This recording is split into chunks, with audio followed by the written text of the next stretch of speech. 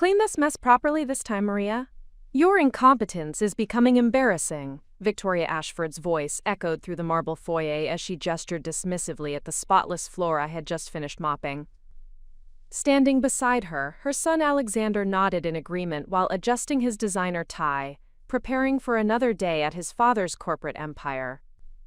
What the Ashford family did not realize as they treated me like disposable help was that in exactly 72 hours, I would be sitting across from them in their father's boardroom as the newly appointed regional director of operations, his daughter, returning home after 15 years to claim my rightful place in the company they thought they owned. Before we jump back in, tell us where you're tuning in from, and if this story touches you, make sure you're subscribed, because tomorrow, I've saved something extra special for you. The morning of October 15th began like every other day in the Ashford mansion, with me arriving at 5:30 to prepare breakfast for a family that had never bothered to learn my last name. As I arranged fresh orchids in the crystal vase on their dining table, I listened to the familiar sound of expensive heels clicking against Italian marble, announcing Victoria's descent from the master suite. Victoria Ashford represented everything I had learned to navigate carefully during my 2 years working in their household. Tall, perfectly groomed, and perpetually dissatisfied, she moved through her daily routine with the casual cruelty of someone who had never questioned her position in the world's hierarchy. Her blonde hair was always styled to perfection, her clothing exclusively designer, and her treatment of household staff consistently dismissive. "The coffee was bitter yesterday," she announced without greeting, settling into her chair at the head of the mahogany dining table. "I assume you can manage to improve today, or do we need to discuss finding someone more competent?" I maintained my professional composure while serving her Colombian coffee in bone china, the same way I had perfected it during my years managing operations at boutique hotels across Europe. "Of course, Mrs. Ashford, I apologize for any inconvenience." Alexander appeared moments later, straightening his Armani jacket while scrolling through messages on his phone. At 28, he embodied the casual entitlement that comes from inherited wealth and unearned position. His dark hair was styled with expensive product, his skin maintained through professional treatments, and his attitude shaped by never having faced genuine consequences for his actions. "Mother, did you remember to tell Maria about the dinner party tomorrow? We cannot afford any mistakes with father's business associates attending." He spoke about me as if I were not standing 3 feet away, a habit the family had developed that revealed far more about their character than mine. "Of course, darling. Though I worry about trusting something so important to." Victoria paused, her eyes scanning me with the same expression she might reserve for evaluating a piece of furniture. "Well, we shall see if she can manage something beyond basic cleaning." Charlotte, their 19-year-old daughter, made her entrance with the dramatic flair she had perfected during her first year at an expensive private college. Her auburn hair cascaded in carefully maintained waves, her outfit selected to communicate both privilege and rebellion, and her demeanor crafted to ensure maximum attention from everyone present. "Why does she always look so serious?" Charlotte asked, gesturing toward me while addressing her mother. "It is like having a storm cloud hovering around the house. Can we not find someone more cheerful?" Quote. The casual cruelty of their conversation was not unusual, but something about this particular morning felt different. Perhaps it was the letter I had received 3 days earlier, informing me that my transition period was ending and my new role would begin the following Monday. Or perhaps it was the realization that after 2 years of careful observation, I finally understood exactly who the Ashford family truly was beneath their polished exterior. "Maria, ensure the silver is properly polished for tomorrow evening," Victoria continued, her tone suggesting she was conferring a great honor. "And please try to remember that presentation matters when father's colleagues are present. Their opinion of our household reflects directly on our family's reputation." I nodded respectfully while mentally cataloging this conversation, alongside dozens of others that had revealed the family's complete dependence on their father's business success and their total ignorance of how that success was actually generated. They lived in luxury while remaining utterly disconnected from the strategic decisions and operational excellence that funded their lifestyle. The Ashford family inhabited a world of inherited expectations and assumed permanence. built around the success of Ashford Industries, a multinational corporation specializing in luxury hospitality and commercial real estate development. Their mansion in the exclusive Beacon Hill neighborhood of Boston served as both home and symbol of their position within the city's established elite. Richard Ashford, the family patriarch, had built his empire through strategic acquisitions and operational innovations that transformed struggling properties into profitable enterprises. However, his success had created an unexpected consequence. His family had grown so accustomed to luxury that they had lost any understanding of the work required to maintain it. Victoria spent her days managing social calendars and charity committee positions that enhanced her status, but contributed nothing to the family's financial foundation.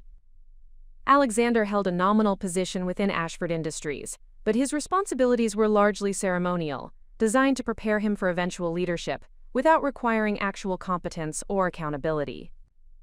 Charlotte pursued her studies in art history while maintaining an active social media presence that showcased her privileged lifestyle to thousands of followers who envied her seemingly effortless access to luxury experiences and designer fashion. None of them understood that their comfortable existence depended entirely on the continued success of a business empire that required constant strategic attention and operational excellence to remain competitive in an increasingly challenging market. During my 2 years in their household, I had observed family dinners where business topics were discussed with the casual superficiality of people who knew the terminology but not the substance. I had witnessed conversations about quarterly results and market expansion that revealed their fundamental misunderstanding of the challenges facing modern hospitality and real estate development. They spoke about the business as if it were a reliable machine that automatically generated the income necessary to support their lifestyle, rather than a complex enterprise requiring continuous innovation and strategic adaptation to changing market conditions. What the Ashford family could not have known was that my presence in their household was neither accidental nor permanent. My name was Maria Elizabeth Ashford Santos, and I was the daughter Richard Ashford had never publicly acknowledged, raised by my mother Elena Santos in Madrid after a brief but significant relationship that had produced a child he was not prepared to claim. My mother had been a brilliant hospitality executive, working for a European consortium, when she met Richard during his expansion into the Spanish market 26 years earlier. Their relationship had been intense but complicated by the business pressures and cultural differences that ultimately made a permanent union impossible. When I was born, Richard had made financial arrangements to ensure my education and support, but he had chosen to maintain distance from my daily life to avoid complications with his established family in Boston. My mother had agreed to this arrangement, believing it would provide me with opportunities while protecting me from the pressures of being publicly associated with his business empire. Growing up in Madrid, I had received the finest education available, including private tutoring in languages, business strategy, and international relations. My mother had ensured that I understood my heritage while building my own identity and capabilities independent of my father's name and resources. I had earned my bachelor's degree in international business from IE Business School, followed by a master's degree in hospitality management from the prestigious Les Roches in Switzerland. My academic achievements had been supplemented by internships at luxury hotels across Europe, where I had developed expertise in operations management, customer experience design, and strategic planning. For 8 years following my graduation, I had built a successful career managing boutique properties and developing operational strategies for hospitality groups across Spain, France, and Switzerland. My reputation had grown steadily within European hospitality circles, where I was known for my ability to transform underperforming properties into profitable enterprises through innovative approaches to service delivery and operational efficiency. The invitation to join Ashford Industries had come 18 months earlier, delivered through corporate channels without reference to my personal connection to the company's founder. Richard had finally decided that the business required fresh perspective and proven expertise to navigate increasingly complex market challenges. However, he had also made a decision that would prove crucial to understanding his family's true character. He had arranged for me to spend 2 years working anonymously within his household, before revealing my identity and assuming my role within the company. Richard's decision to place me within his family's household had been presented as an opportunity to understand American business culture and family dynamics before assuming significant responsibilities within Ashford Industries. However, I had gradually realized that his true motivation was more complex and more concerning. During our initial conversations conducted through secure communication channels, Richard had expressed growing concerns about his family's preparedness to maintain the business empire he had built. He had begun to question whether their assumptions about inherited success and automatic succession reflected the reality of modern business competition. "I need to understand who they truly are when they believe no one of consequence is watching," he had explained during one of our carefully arranged meetings in neutral locations. "And I need you to understand what you will be working with when you assume leadership responsibilities." The arrangement had provided me with an unprecedented opportunity to observe the family's decision-making processes, their treatment of people they considered beneath their notice, and their understanding of the business that supported their lifestyle. However, it had also required me to endure 2 years of casual dismissal and systematic underestimation. Every morning, I had prepared meals for people who spoke about their superiority while demonstrating their complete dependence on others for basic life management. Every evening, I had cleaned spaces where they had discussed business strategies that revealed their fundamental misunderstanding of market realities and competitive pressures. I had listened to Victoria plan social events that cost more than most families' annual income while complaining about the incompetence of people whose work made her lifestyle possible. I had watched Alexander practice presentations for board meetings, where he would propose strategies based on outdated assumptions and superficial analysis. Most significantly, I had observed Charlotte develop attitudes about class and privilege that would make her a liability in any serious business environment, where success depends on recognizing talent and capability, regardless of social background or economic status. The Ashford family's treatment of household staff followed patterns that revealed deep-seated beliefs about human worth and social hierarchy. They had created an environment where people were valued solely based on their perceived utility and social position, rather than their intelligence, capability, or potential contribution. Victoria consistently addressed me with the tone reserved for addressing children or pets, using simple language and explicit instructions for tasks that required significant skill and judgment. She had never acknowledged that maintaining their household to their exacting standards required expertise in menu planning, inventory management, vendor coordination, and quality control that exceeded the complexity of many business operations.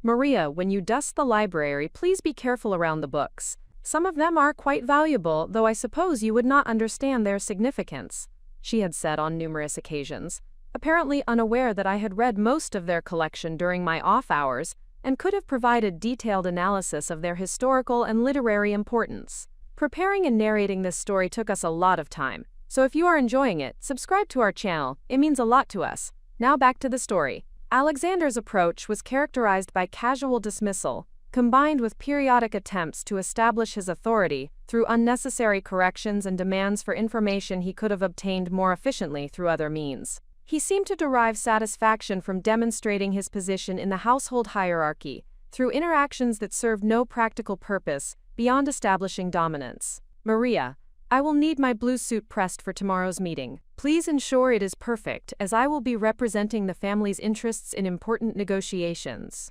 he would announce, apparently believing that his clothing selection required explanation or that I needed motivation to perform work I had been executing flawlessly for 2 years. Charlotte's behavior was perhaps the most revealing, as she had developed habits of casual cruelty that seemed designed to establish her superiority through the diminishment of others.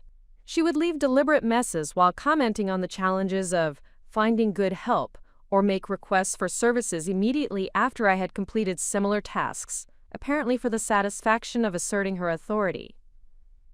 "Oh, Maria, I forgot to mention that I spilled something in my room yesterday. I hope you can manage to clean it properly, as the carpet was quite expensive," she would say with false sweetness, knowing that any damage would be attributed to my negligence rather than her carelessness. As my observation period continued, I had begun to recognize that the Ashford family's behavior was not merely unpleasant, but strategically dangerous for their long-term security. Their attitudes and assumptions were creating vulnerabilities that could threaten their position within both their social circle and their business environment. Victoria's social activities, while maintaining her status within Boston's elite circles, were consuming increasing amounts of family resources while contributing nothing to the business success that funded her lifestyle. Her charity work, though generating positive publicity, reflected a fundamental misunderstanding of philanthropy as social positioning rather than genuine community contribution.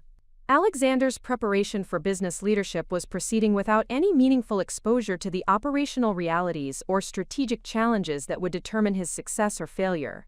His confidence was built on assumptions about inherited authority rather than demonstrated competence, creating a dangerous gap between his self-perception and his actual capabilities. Charlotte's development was perhaps the most concerning, as she was acquiring attitudes and expectations that would make her unemployable in any environment that required collaboration, respect for others, or recognition of merit-based achievement. Her social media presence was creating a public record of privilege and entitlement that could become a liability for the family's reputation. Most significantly, their collective ignorance about the business that supported their lifestyle was creating strategic risks that could threaten the entire foundation of their security. They had no understanding of market pressures, competitive threats, or operational challenges that required immediate attention and strategic response. During family dinners, I had heard conversations about business decisions that revealed their complete disconnection from industry realities. They discussed expansion opportunities without understanding market saturation, evaluated personnel decisions based on personal preference rather than professional competence, and approached strategic planning with assumptions that had not been valid for years. Their casual discussions about the help and their automatic assumptions about social hierarchy suggested that they would be unable to recognize talent, build effective teams, or maintain the operational excellence that distinguished successful businesses from failing enterprises. 3 days before the morning that would change everything, I had received the letter that officially ended my observation period and confirmed my transition to the executive role I had been preparing for throughout my career. Richard had decided that the time for anonymity was ending and that his family needed to confront the reality of their situation. The letter had been brief but comprehensive, outlining my new responsibilities as Regional Director of Operations and confirming my authority over all aspects of the company's East Coast hospitality portfolio. More importantly, it had established the timeline for revealing my identity to his family and integrating me into the corporate leadership structure they had assumed would automatically belong to them. Maria, I trust that your observations have provided valuable insights into the challenges we will face in preparing the next generation for leadership responsibilities, Richard had written. I also hope that your experience has strengthened your resolve to ensure that our company continues to operate according to principles of merit, excellence, and respect for all contributors to our success. The letter had included detailed information about my new office, my reporting relationships, and my immediate priorities for addressing operational challenges that had been accumulating while the family focused on social activities and superficial business concerns. However, it had also contained instructions that would make the revelation particularly impactful. Your first executive meeting will be held in the family conference room at 10 o'clock on Monday morning. Victoria, Alexander, and Charlotte have been instructed to attend what they believe will be a routine discussion about household management and family scheduling. They have no knowledge of your actual identity or role within the company. As I had prepared for this transition, I had reflected on the broader implications of what I had learned during my time in their household. The experience had provided me with unprecedented insight into the dangers of inherited privilege, the importance of recognizing capability regardless of social position, and the strategic vulnerabilities that develop when success is taken for granted, rather than continuously earned. However, it had also reinforced my commitment to ensuring that Ashford Industries would continue to operate according to principles that valued contribution over position, competence over connections, and respect for all team members regardless of their role or background. The morning of October 15th, as I served coffee to people who had spent 2 years treating me as invisible, I had known that I was experiencing the final moments of a carefully orchestrated lesson in human character and business vulnerability. In 72 hours, the assumptions that had guided their behavior would be permanently shattered, and they would be forced to confront the reality of their situation. But more importantly, I would have the opportunity to demonstrate that success belongs to those who earn it through competence, dedication, and respect for others, rather than those who expect it through inheritance and entitlement. The transformation was about to begin, and everyone involved would discover who they truly were when their fundamental assumptions about power, worth, and authority were completely overturned. The journey that had brought me to the Ashford mansion began 26 years earlier in a Madrid boardroom, where my mother, Elena Santos, was presenting operational strategies to expand luxury hospitality services across the Iberian Peninsula. Elena represented everything that the European hospitality industry valued: analytical precision, cultural sophistication, and an intuitive understanding of how exceptional service creates lasting customer loyalty. Richard Ashford had arrived in Madrid as part of his first international expansion initiative, seeking partnerships that would establish Ashford Industries as a global presence, rather than merely a successful American enterprise. The collaboration between Elena's strategic expertise and Richard's capital resources had produced extraordinary results, transforming underperforming properties into flagship destinations that redefined luxury standards across Spanish markets. However, their professional partnership had evolved into something more complex and ultimately more vulnerable to the pressures that accompany international business relationships. The cultural differences that enhanced their professional collaboration created personal challenges that neither had anticipated when their working relationship began developing emotional dimensions. Elena had grown up in Seville, where her family had operated boutique hotels for 3 generations. Her understanding of hospitality extended beyond operational efficiency to encompass the cultural elements that transform accommodation into memorable experiences. She possessed the rare combination of business acumen and aesthetic sensibility that distinguishes truly exceptional service providers from merely competent ones. Richard had been drawn to Elena's approach to business challenges, which combined analytical rigor with creative solutions that consistently exceeded client expectations. Her presentations demonstrated not only comprehensive understanding of market dynamics but also innovative strategies for creating competitive advantages through operational excellence and customer experience design. Their collaboration had produced remarkable success across Spanish markets, establishing Ashford Industries as the preferred partner for luxury property development and management throughout the region. However, the intensity of their professional relationship had created personal connections that neither had intended but both had found difficult to resist. When Elena discovered she was pregnant, the implications for both their personal relationship and their business partnership had required careful consideration of priorities that ultimately proved incompatible. Richard's established family obligations in Boston and Elena's deep roots in Spanish culture made a permanent union impossible, despite their mutual respect and genuine affection. The decision they had reached reflected the practical realities of international business and family obligations, rather than any lack of commitment to my welfare. Richard had agreed to provide comprehensive financial support for my education and development, while Elena had accepted responsibility for my daily upbringing and cultural formation within the Spanish environment she understood most completely. My childhood in Madrid had been characterized by educational opportunities that prepared me for international business leadership, while maintaining strong connections to Spanish culture and values. Elena had selected my schools and extracurricular activities with strategic precision, ensuring that I developed both the academic credentials and cultural sophistication necessary for success in global business environments. The International School of Madrid had provided me with a multilingual education that established fluency in Spanish, English, French, and German before my 15th birthday. However, the academic curriculum had been supplemented by cultural experiences that developed my understanding of how different societies approach business relationships, customer service, and organizational leadership. Weekend trips to museums and cultural sites across Spain had taught me to appreciate the historical context that shapes contemporary business practices. Summer programs in France and Switzerland had exposed me to different approaches to luxury service and operational excellence.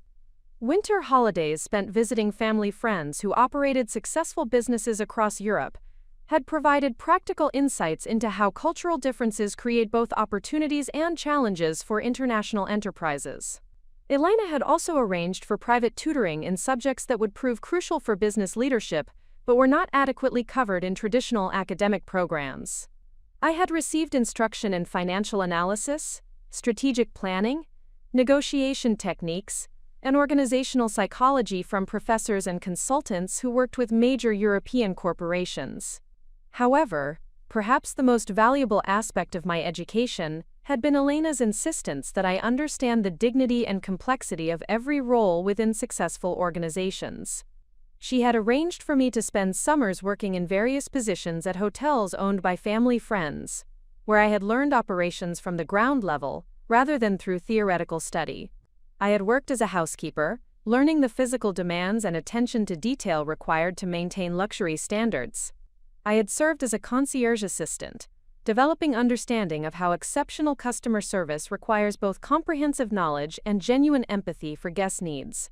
I had spent time in kitchen operations, discovering how culinary excellence depends on coordination, timing, and respect for every contributor to the final product. These experiences had taught me that organizational success depends on recognizing and valuing the contribution of every team member, regardless of their position within formal hierarchies.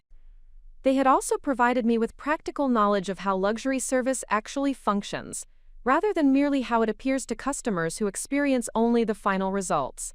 My university education had been selected to provide the theoretical foundation necessary for strategic leadership, while building upon the practical experience I had gained through Elena's carefully designed exposure to real business operations. IE Business School in Madrid had offered a challenging international program that attracted students from around the world and maintained rigorous academic standards. The International Bachelor in Business Administration had required mastery of economic theory, financial analysis, marketing strategy, and organizational behavior within a multicultural environment that simulated the complexity of global business operations. However, the program had also emphasized practical application through consulting projects with actual companies facing real strategic challenges. During my sophomore year, I had led a team that developed operational improvements for a struggling hotel chain in Barcelona, implementing systems that increased occupancy rates by 37% while reducing operational costs by 22%.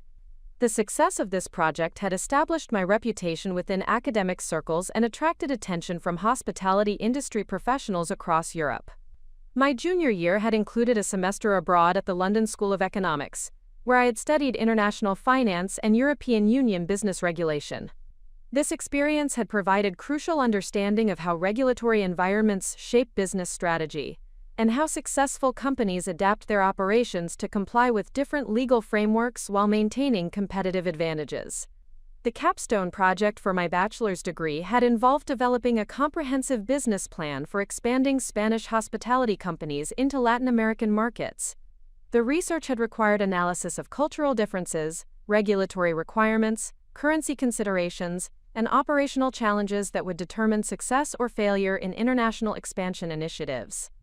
My master's degree in international hospitality management at La Roche had represented the culmination of my academic preparation for leadership within the global hospitality industry. The program had attracted students who were already working in luxury hospitality environments, creating a learning community that combined theoretical study with practical experience from some of the world's most prestigious properties.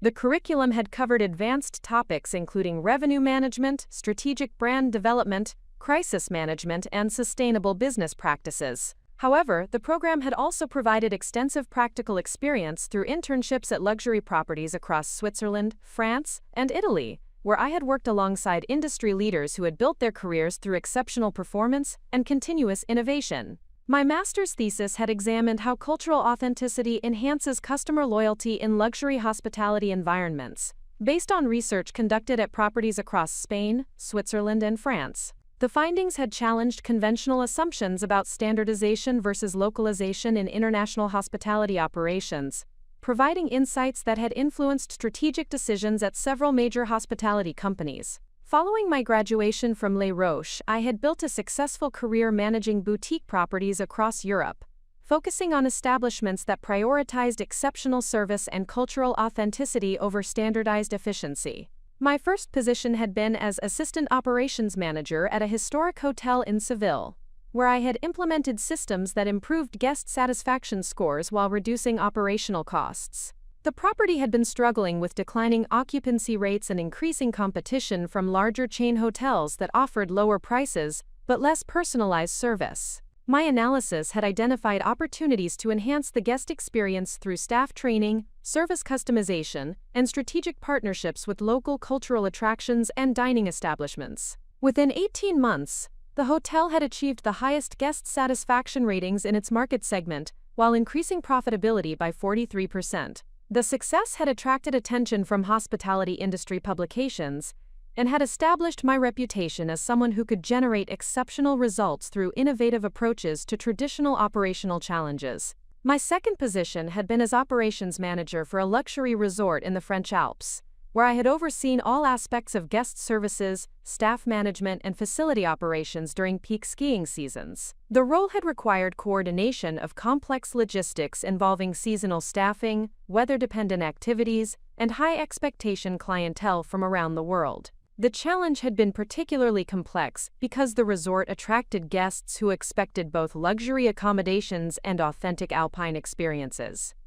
My solution had involved partnerships with local artisans, cultural organizations, and outdoor activity providers that created unique experiences while supporting the regional economy and maintaining cultural authenticity. The resort had achieved record profitability during my tenure, while receiving recognition from international travel publications for exceptional service and cultural integration. The success had demonstrated my ability to balance commercial objectives with cultural sensitivity and community responsibility. My third position had been as regional manager for a boutique hotel group, operating properties across Spain and Portugal. The role had involved strategic oversight of 6 properties, each with distinct character and market positioning. The challenge had been maintaining brand consistency while preserving the individual identity that distinguished each property from standardized chain competitors.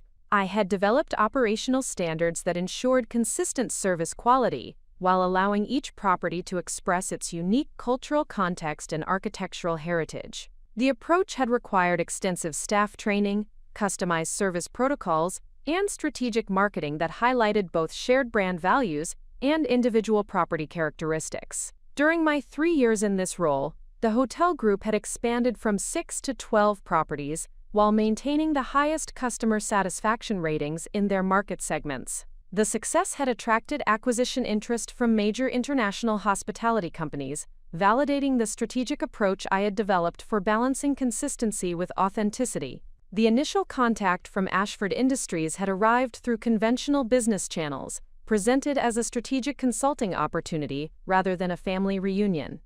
Richard had arranged for the invitation to be extended through industry contacts who were unaware of our personal connection, ensuring that my consideration of the opportunity would be based on professional rather than emotional factors.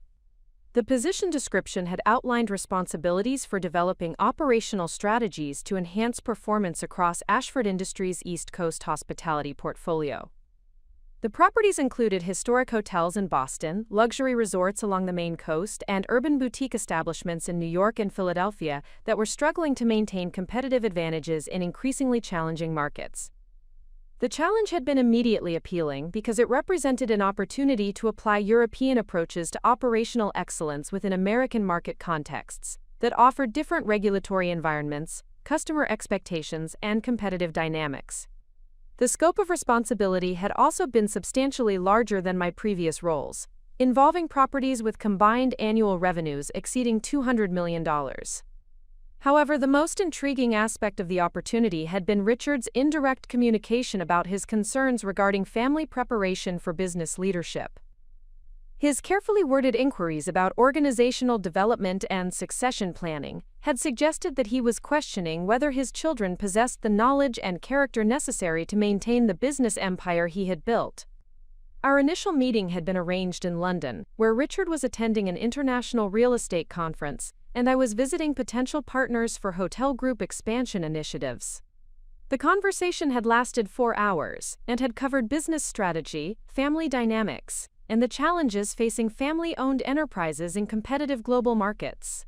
Richard had explained that his children had grown up with advantages that had insulated them from understanding the work required to generate those advantages.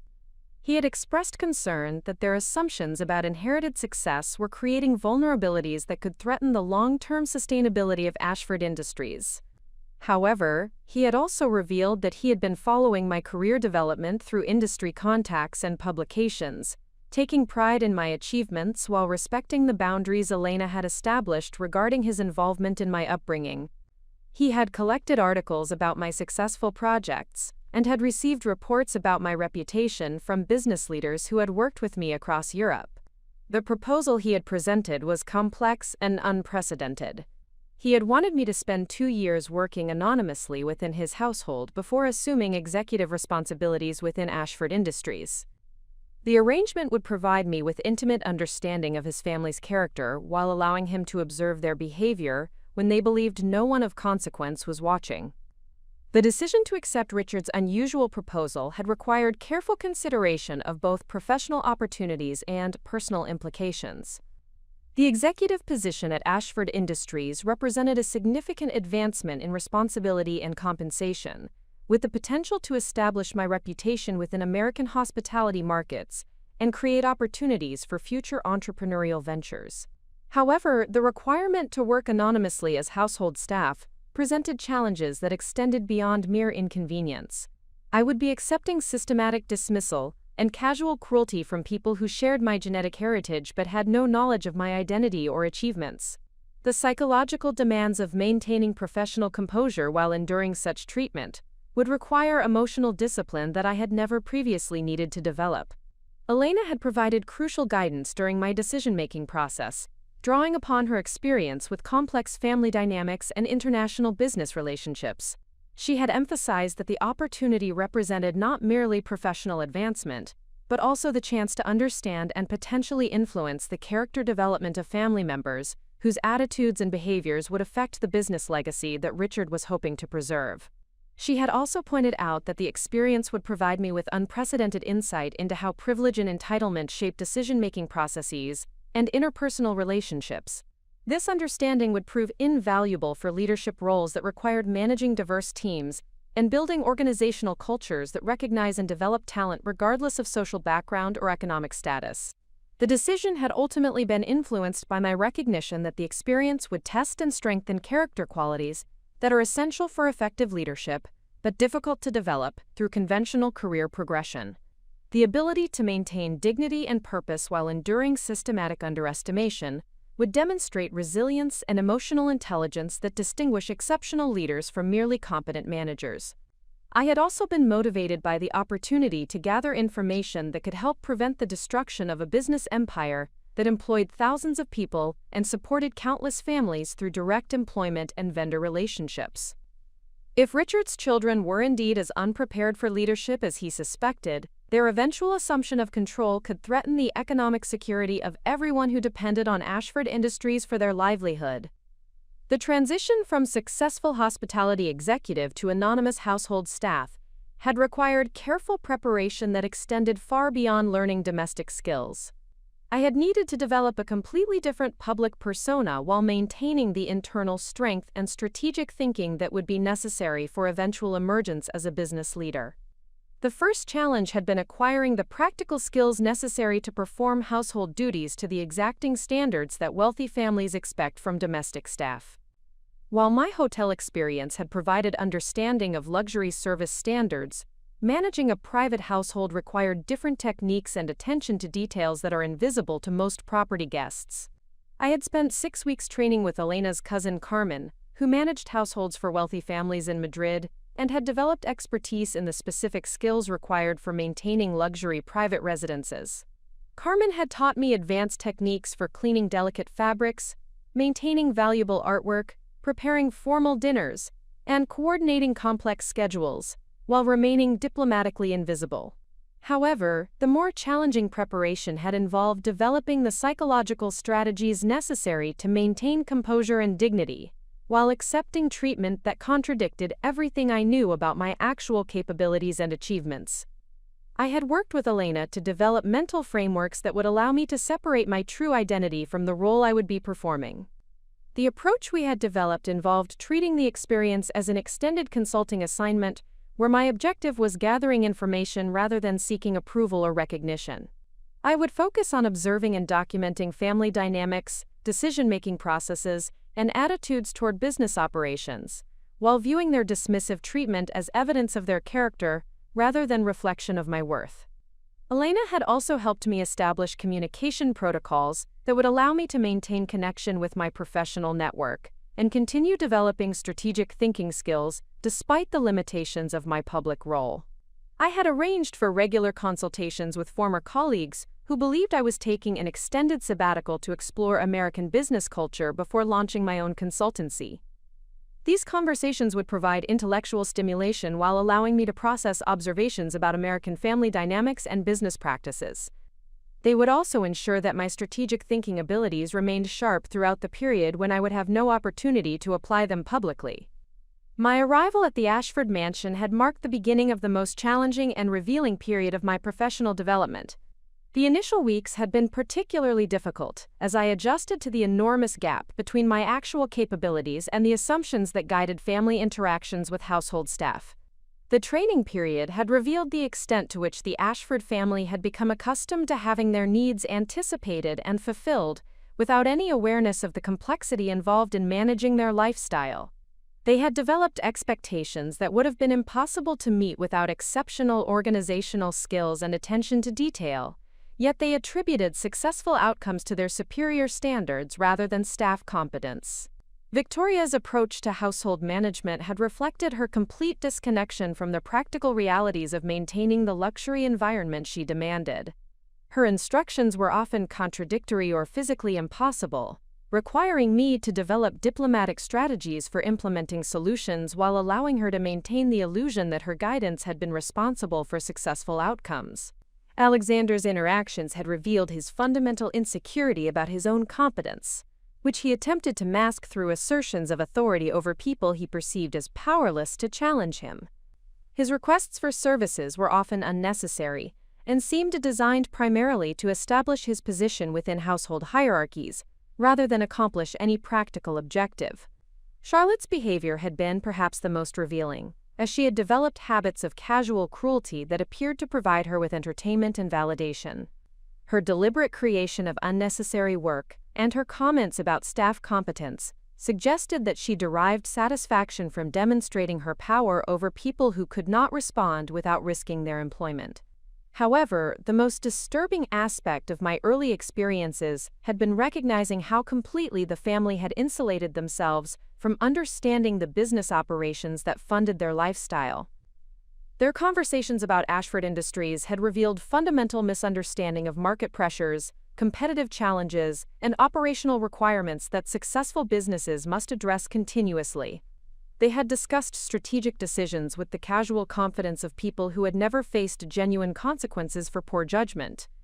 They had evaluated employee performance based on personal preference rather than professional competence. They had approached business planning with assumptions that had not been accurate for years and showed no awareness of how rapidly their industry was changing.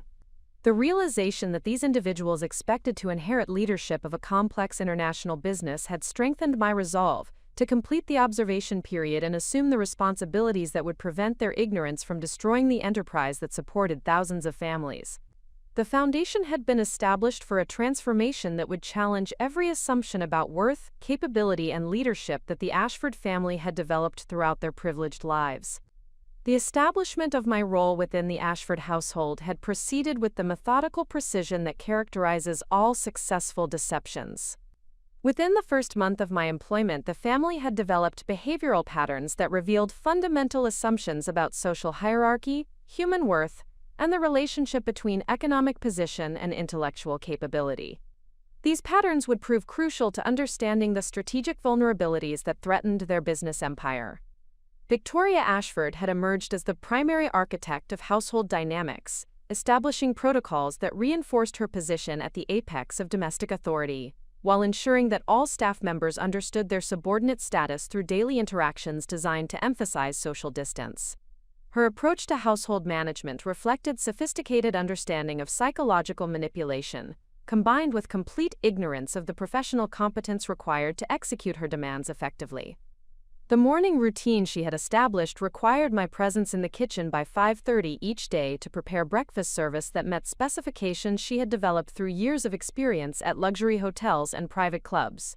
However, her instructions consistently demonstrated that she understood only the final presentation rather than the complex coordination required to achieve consistent results under varying circumstances.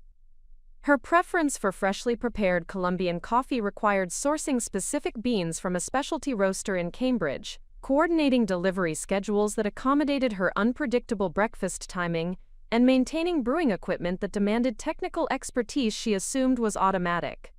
Her expectation for perfectly arranged fresh flowers required knowledge of seasonal availability, vendor relationships, and preservation techniques that extended far beyond simple aesthetic arrangement.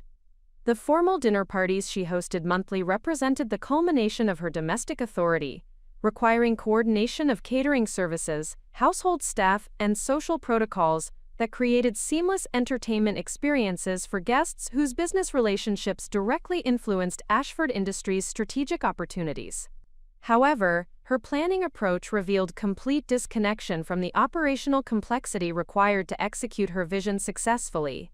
Her instructions for these events typically consisted of broad directives about desired outcomes, without acknowledgement of the resource coordination, timing management, and quality control systems necessary to achieve consistent excellence.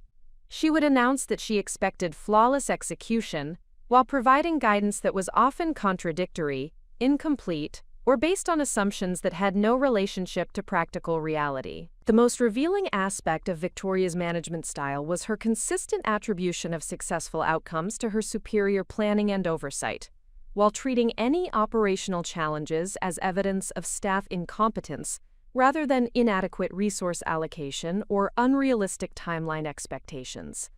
This pattern demonstrated a fundamental inability to distinguish between strategic vision and operational execution that would prove catastrophic if applied to business management.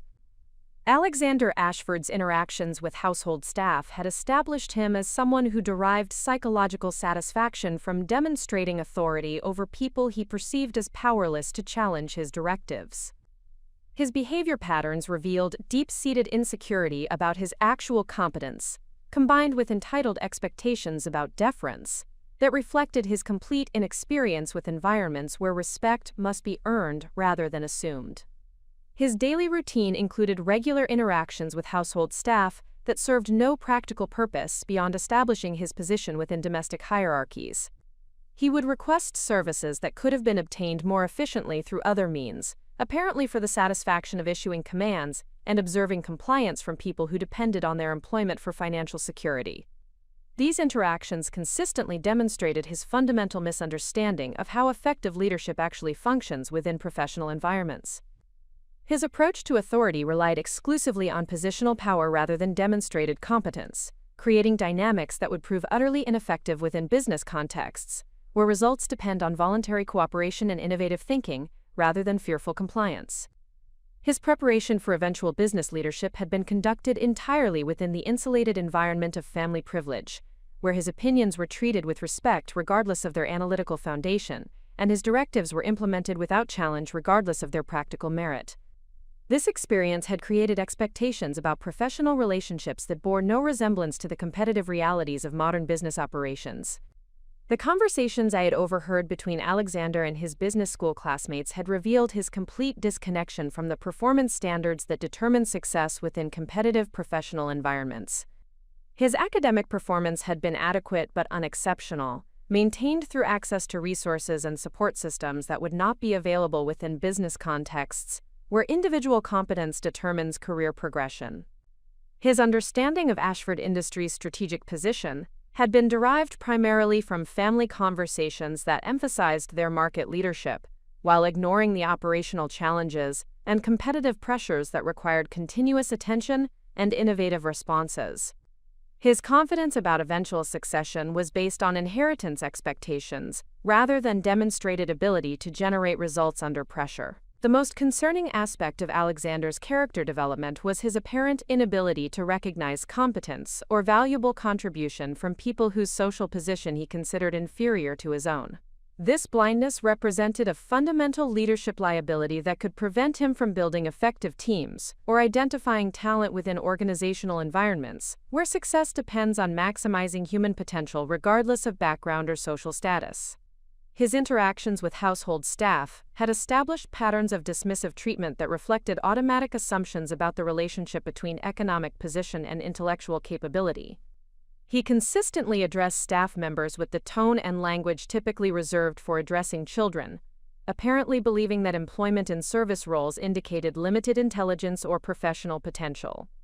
These assumptions had created a dynamic where he was surrounded by people who possessed skills and knowledge that could benefit his development, but his prejudices prevented him from recognizing or accessing these resources.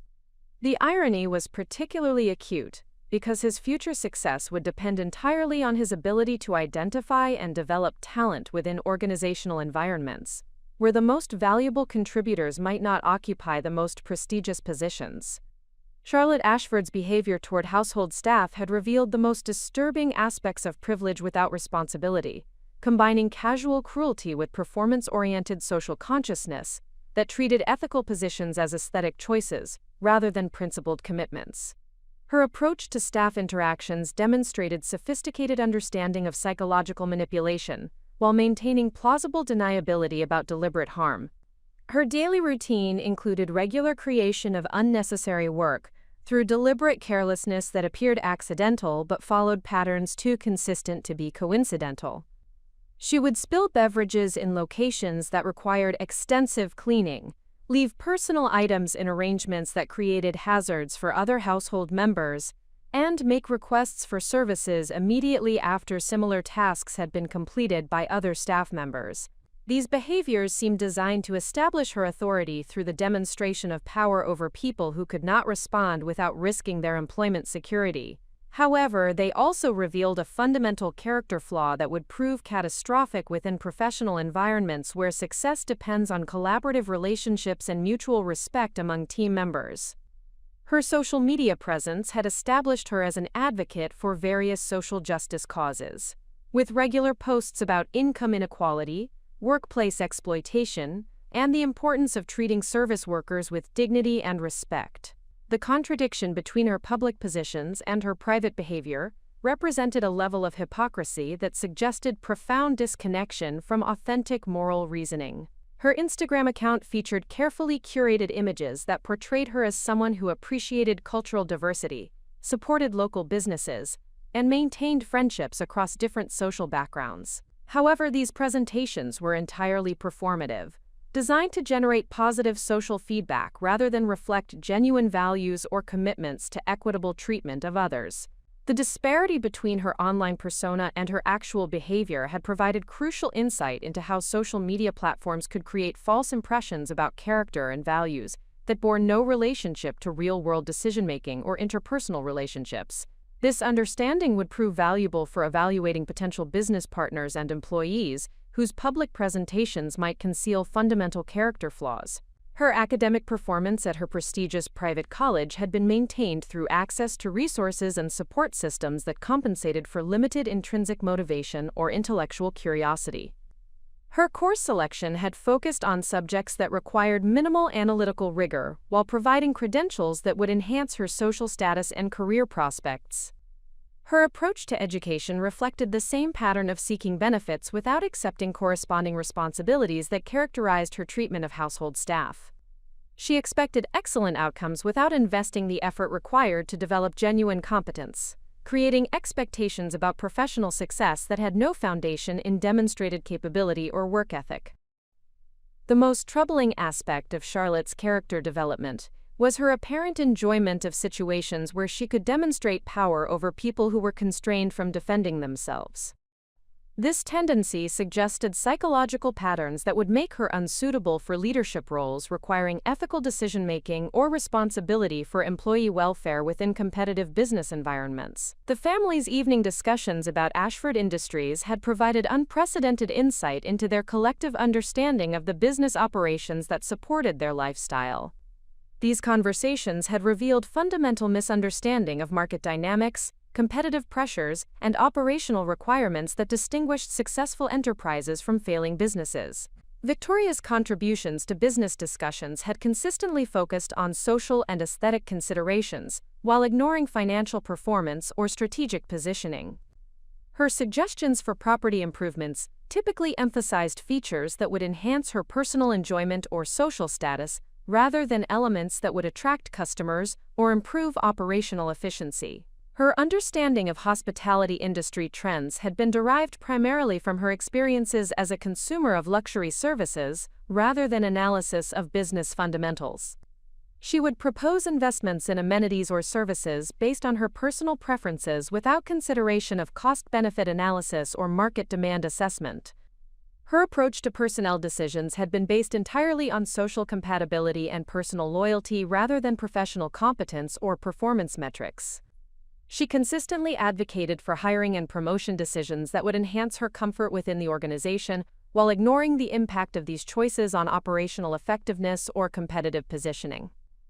Alexander's business insights had demonstrated complete disconnection from the operational realities that determine success within competitive hospitality markets. His strategic recommendations had been based on theoretical frameworks learned during business school courses, rather than practical understanding of implementation challenges or resource constraints. His analysis of competitive threats had focused on superficial elements such as marketing presentations or facility aesthetics, while ignoring fundamental factors such as operational efficiency, customer service quality, or financial performance metrics. His confidence about market positioning had been based on assumptions about brand reputation, rather than objective assessment of customer satisfaction or market share data. His personnel management philosophy had emphasized hierarchy and formal authority, rather than collaborative leadership or performance-based recognition systems. His expectations about employee loyalty and dedication had been based on traditional models of employer-employee relationships that bore no resemblance to contemporary workforce dynamics or professional development expectations. Charlotte's participation in business discussions had been limited but revealing, focusing primarily on social media marketing strategies and brand positioning among younger demographics. However, her suggestions had demonstrated complete misunderstanding of how authentic brand values must be supported by actual business practices, rather than merely promoted through advertising campaigns. Her recommendations for attracting younger customers had emphasized superficial aesthetic changes and social media presence, while ignoring the service quality and operational excellence that actually determine customer loyalty and positive word-of-mouth marketing within competitive markets. Her understanding of employee relations had been based on her observation of carefully managed public interactions, rather than awareness of the workplace culture and management practices that determine employee satisfaction and performance quality. Her suggestions for improving staff morale had focused on cosmetic changes, rather than addressing fundamental issues related to compensation, professional development, or respectful treatment. The family's casual discussions about household expenses and business investments had revealed profound disconnection from the financial realities that constrained most business operations and determined long-term sustainability. Their approach to resource allocation had been based on immediate preferences rather than strategic analysis of return on investment or competitive positioning requirements. Victoria's approach to household budgeting had treated financial resources as unlimited, while simultaneously complaining about the costs associated with maintaining their lifestyle standards.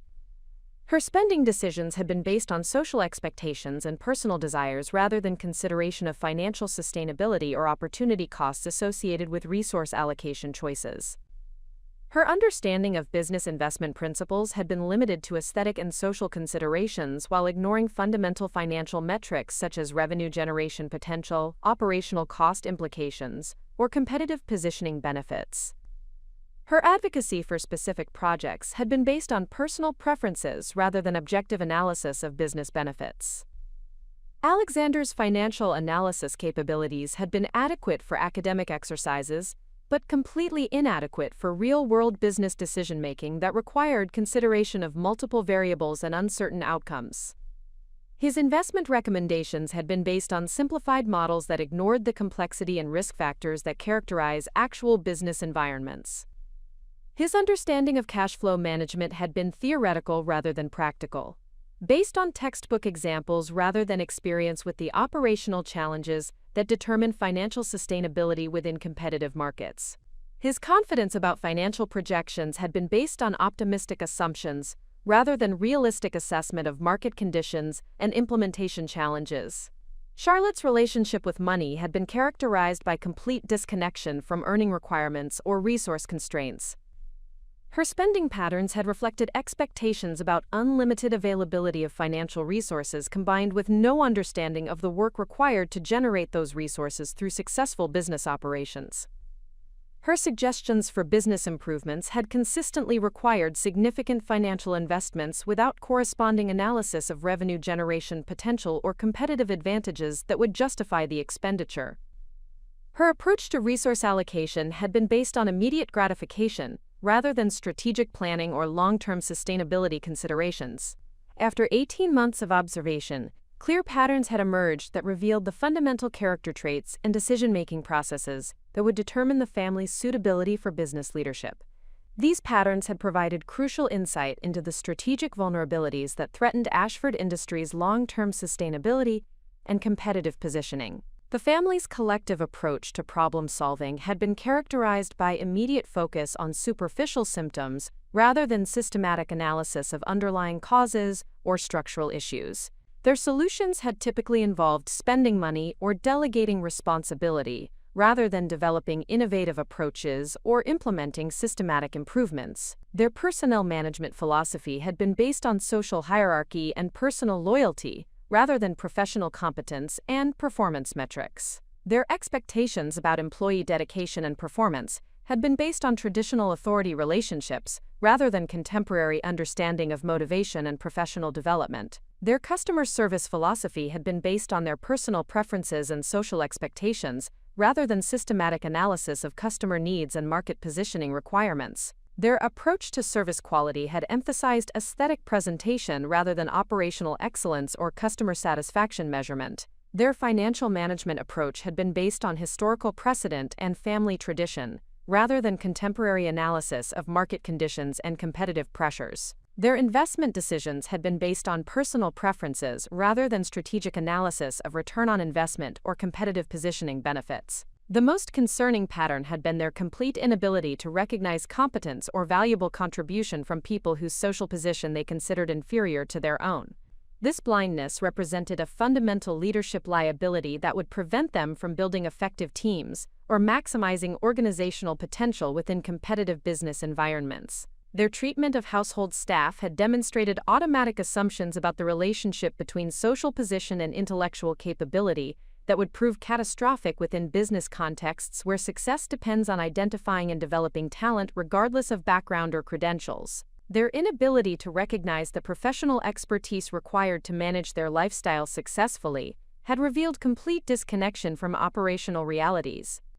The accumulation of these observations had strengthened my resolve to assume the leadership responsibilities that would prevent their ignorance and prejudices from destroying the business enterprise that supported thousands of families through direct employment and vendor relationships. The transformation that awaited them would challenge every assumption about worth, authority, and competence that had guided their behavior throughout their privileged lives. However, the most important outcome of this observation period had been the development of strategic insights that would guide my approach to organizational leadership when the time came to emerge from anonymity. The experience had provided unprecedented understanding of how privilege without responsibility creates character flaws that threaten both individual development and organizational effectiveness. This knowledge would prove invaluable for creating management systems that recognize and develop potential regardless of social background, while ensuring that leadership positions are occupied by individuals who possess the character traits and professional competencies necessary for success within competitive business environments. The Ashford family's social and professional circle had provided crucial context for understanding the broader system of privilege and assumption that enabled their dysfunctional approach to leadership and human relationships. Through careful observation of their interactions with friends, business associates, and service providers, I had gained comprehensive insight into how systematic underestimation functions within established social hierarchies and professional networks. Dr. Margaret Whitmore represented the apex of the family's social aspirations, serving as both personal physician and social arbiter for Boston's established elite families. Her medical practice catered exclusively to wealthy clients who valued discretion and personal attention over clinical excellence or innovative treatment approaches. Her relationship with the Ashford family illustrated how professional competence becomes secondary to social compatibility within insulated privileged circles.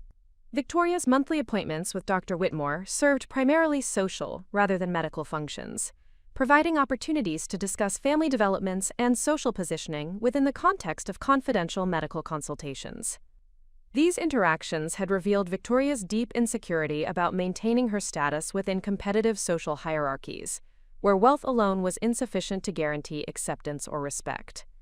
Dr. Whitmore's approach to patient care emphasized comfort and reassurance rather than accurate diagnosis or challenging treatment recommendations. Her medical advice consistently reinforced her patients' existing preferences, while avoiding difficult conversations about lifestyle changes or health risks that might create discomfort or require behavioral modifications. Her willingness to accommodate the family's scheduling preferences and social requirements had established her as an enabler of their entitled expectations rather than a professional advocate for their health and well-being. Her approach to medical practice provided a template for understanding how service providers within privileged circles often compromise professional standards to maintain lucrative client relationships. However, Dr. Whitmore's interactions with household staff during her visits had revealed her complete adoption of the family's assumptions about social hierarchy and human worth. She consistently treated staff members as invisible or incompetent, despite their obvious professionalism and attention to detail in accommodating her complex scheduling requirements and special requests. Her medical training and professional experience should have provided her with understanding of human dignity and the importance of respectful treatment, regardless of social position. Instead, her behavior demonstrated how proximity to wealth and privilege can corrupt professional judgment and ethical reasoning, leading educated individuals to abandon fundamental principles of human respect. The most revealing aspect of Dr. Whitmore's character was her complete failure to recognize the professional competence required to manage the complex household operations that accommodated her visits. Her casual dismissal of staff capabilities while simultaneously depending on their expertise illustrated the cognitive dissonance that characterizes many privilege-adjacent professionals who benefit from systematic inequality while maintaining their moral superiority. Jonathan Pemberton served as the family's primary legal advisor, representing Ashford Industries in various corporate matters while maintaining personal relationships that blurred professional and social boundaries. His law practice specialized in serving established Boston families whose business interests required discreet handling of complex financial and legal arrangements. Pemberton's approach to legal representation emphasized client comfort and preference over rigorous legal analysis or challenging recommendations that might create conflict or require difficult decisions. His advice consistently reinforced the family's existing assumptions, while avoiding thorough examination of potential risks or alternative strategies that might prove more effective but less palatable. His presence at family dinner parties and social events had provided opportunities to observe how professional advisors can become captured by client preferences, rather than maintaining independent judgment based on expertise and ethical responsibility. His legal recommendations appeared to be shaped more by his desire to maintain social relationships than by objective analysis of legal requirements or strategic considerations. The conversations I had overheard between Pemberton and Alexander about succession planning had revealed fundamental misunderstanding of contemporary corporate governance requirements and fiduciary responsibilities. Their discussions had assumed that family preference would automatically translate into legal authority without consideration of shareholder interests or regulatory compliance requirements. Pemberton's failure to provide accurate legal guidance about corporate succession and governance had created dangerous vulnerabilities that could expose Ashford Industries to significant legal and financial risks. His willingness to accommodate family assumptions rather than enforce legal realities represented professional negligence disguised as client service. However, the most troubling aspect of Pemberton's professional conduct was his complete acceptance of the family's treatment of employees and service providers as evidence of appropriate social hierarchy, rather than potential legal liability. His presence during interactions that could constitute workplace harassment or discrimination suggested either professional incompetence or deliberate disregard for legal obligations. His legal training should have provided him with understanding of employment law and corporate liability issues that could arise from the family's management approach. Instead, his behavior suggested that social compatibility had completely supplanted professional judgment in his relationship with the Ashford family. Charles Morrison served as the family's financial advisor, managing investment portfolios and providing guidance about wealth preservation strategies that would maintain their lifestyle while protecting their assets from market volatility or economic uncertainty. His financial services firm specialized in serving high-net-worth families whose investment needs emphasized stability over growth or innovation. Morrison's investment philosophy reflected conservative approaches that prioritized capital preservation over performance optimization, creating portfolios that generated steady returns while avoiding the risks associated with emerging markets or innovative investment strategies. His recommendations consistently reinforced the family's preference for traditional investment approaches while avoiding challenging discussions about diversification or risk management.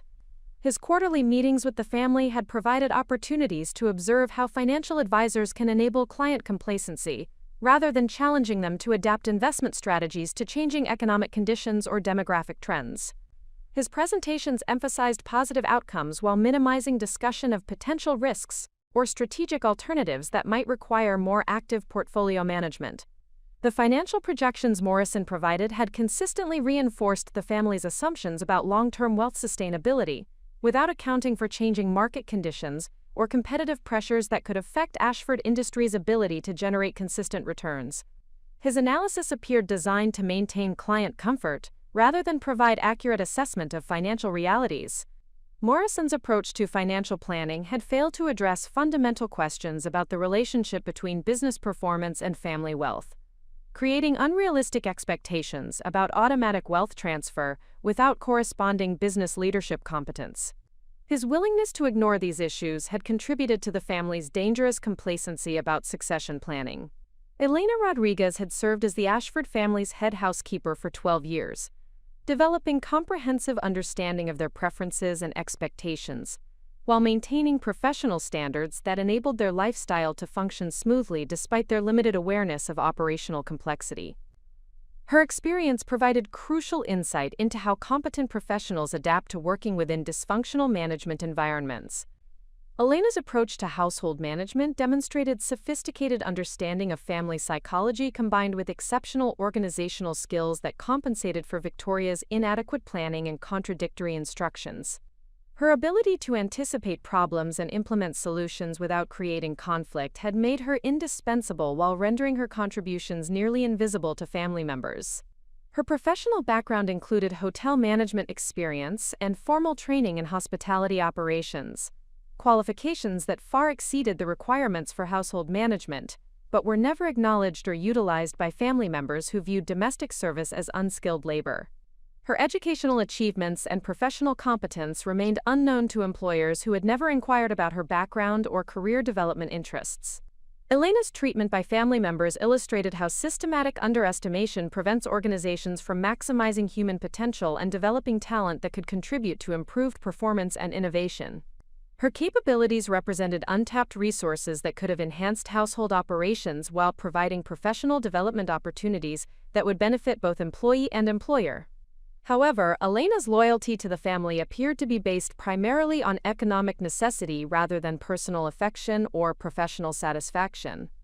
Her careful maintenance of professional boundaries and diplomatic responses to unreasonable demands suggested strategic management of a difficult employment situation rather than genuine commitment to family welfare. Her interactions with me had been characterized by cautious professionalism that gradually evolved into mutual respect as she recognized my competence and work ethic.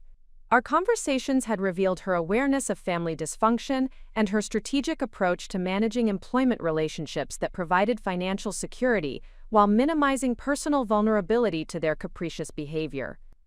Elena's assessment of family character had been remarkably accurate, based on years of observation and experience with their decision-making patterns. Her insights about their business acumen and leadership potential had aligned closely with my own observations while providing historical context that enhanced understanding of behavioral patterns and relationship dynamics. James Patterson served as the family's driver and security coordinator, responsible for transportation logistics and basic security arrangements that enabled their social and business activities while maintaining their safety and privacy.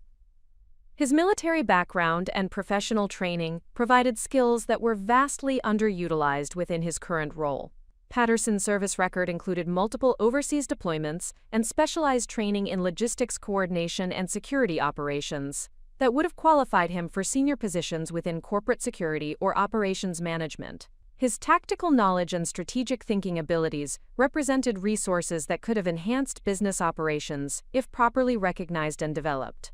His interactions with family members demonstrated patient professionalism despite their consistent failure to acknowledge his expertise or experience. His recommendations about security protocols and travel logistics were routinely ignored or modified based on convenience rather than safety considerations, revealing their casual disregard for professional judgment. Patterson's observations about family vulnerability and security risks had been comprehensive and accurate, based on professional training and experience that enabled him to identify potential threats and operational weaknesses that escaped family attention. His unheeded warnings about various security concerns illustrated their dangerous assumption that wealth provided automatic protection from consequences. His assessment of family character had been shaped by years of observing their behavior under various circumstances, including stressful situations that revealed their true priorities and decision-making processes. His insights about their crisis management capabilities and leadership potential had provided valuable perspective about their suitability for business responsibility. Bradford Sterling represented the type of family friend whose relationship with the Ashfords illustrated how social competition and status anxiety shaped behavior within their elite circle. His inherited wealth and social position created both friendship and rivalry dynamics that influenced family decision-making and strategic planning in ways that often contradicted business logic. Sterling's approach to wealth management and business operations provided constant comparison points that affected family perceptions of their own success and strategic positioning. His investment choices and lifestyle decisions created pressure for the Ashfords to maintain competitive social standing through spending and business decisions that prioritized appearance over performance. His business ventures included several failed enterprises that had been sustained through family wealth rather than operational success, creating unrealistic expectations about the relationship between social position and business competence. His casual dismissal of market forces and competitive pressures had reinforced similar attitudes within the Ashford family. Sterling's treatment of service providers and employees demonstrated the same patterns of automatic assumption and casual dismissal that characterized the Ashford family's approach to human relationships. His behavior provided social validation for their treatment of household staff, while normalizing attitudes that would prove catastrophic within competitive business environments. Priscilla Hartwell represented the female social dynamics that influenced Victoria's approach to status competition and lifestyle management. Her success within charitable organizations and social institutions provided models that emphasized appearance and social connections over substantive achievement or professional competence. Hartwell's charitable activities had generated significant social recognition while contributing minimal actual benefit to stated causes, illustrating how social positioning could be achieved through performative activities rather than meaningful work.